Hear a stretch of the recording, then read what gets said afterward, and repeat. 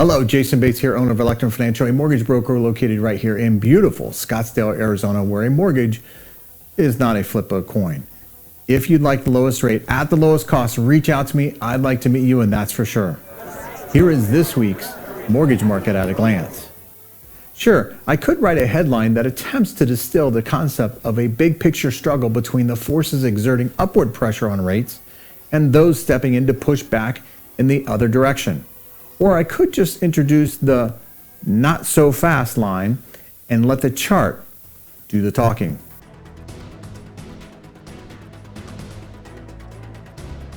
Lines like these are overgeneralizations to some extent, but as long as we understand that there are multiple factors in play each time rates bounce on the floor or ceiling, it doesn't really matter.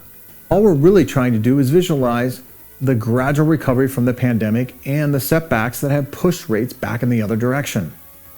Thinking about the more recent past, rates have been reluctant to move below the orange line due to things like higher inflation and tougher central bank policies.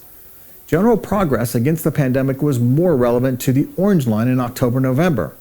But the emergence of the Omicron means the pandemic is once again putting downward pressure on rates. All of this showed up in charts at various points this past week.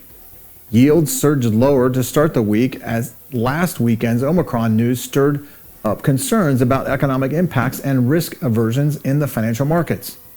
Another inflation report showed the highest levels in decades. The Fed and other central banks made policy updates that caused brief upward pressure for rates before pandemic-related news said not so fast by the end of the last week.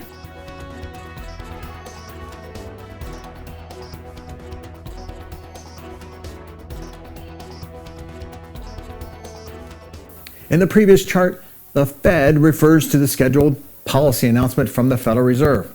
The Fed announced that it would be decreasing its monthly bond purchases at an even faster pace.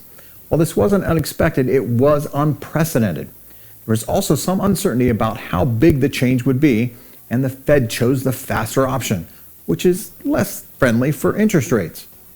Rounding out Wednesday's bad news for rates, updated Fed forecasts showed a big shift in the outlook for rate hikes, with the median view of the Fed funds rate now at 0.75 to 1% by the end of 2022, up from 0.0 to 0.25% last time. Here too, the results were not unexpected, but the shift toward a higher rate mentality was surprisingly unanimous compared to the previous forecasts. One day later, the Bank of England unexpectedly hiked its policy rate. Most market participants expected them to wait for the next meeting due to the surging COVID numbers in the UK. European Central Bank didn't rock the boat much, but the net effect was still negative for rates. Despite the headwinds from the central banks, rates spent most of the day on Friday at the lowest levels of the week. And at first glance, this is an impressive level of resilience for the bond market, but it's probably best viewed as a sign of the times. The weak stock market gyrations tell the same story. Stocks fell early and late in the week, with COVID-related headlines being the most prevalent explanation.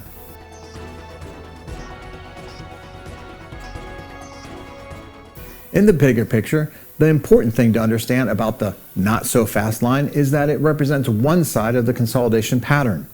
It presents a case for fear and caution, while the orange recovery line makes the opposite case. Rates won't remain stuck in the middle forever.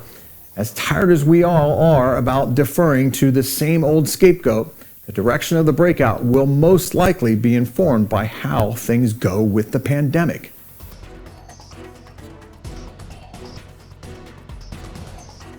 In other less consequential but still potentially interesting news from this week, new housing construction increased by 11.8% in November.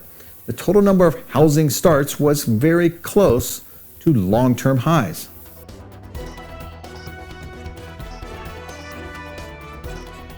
Unsurprisingly then, builder confidence also remained in good shape, per the NAHB's Housing Market Index.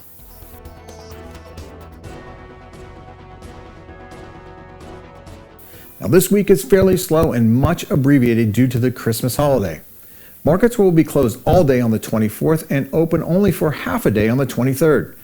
Next week is notoriously light for participation in a high variety of trading motivations in the financial markets. As such, we won't get a clean look at the underlying market momentum until early January. So there you have this week's mortgage market at a glance. If you'd like to know more, reach out to me. I'd like to meet you, and that is for sure. Thanks for watching, and if you're looking to purchase or refinance a home in Arizona, I would like to be your broker of choice. Until next time, take care and stay safe.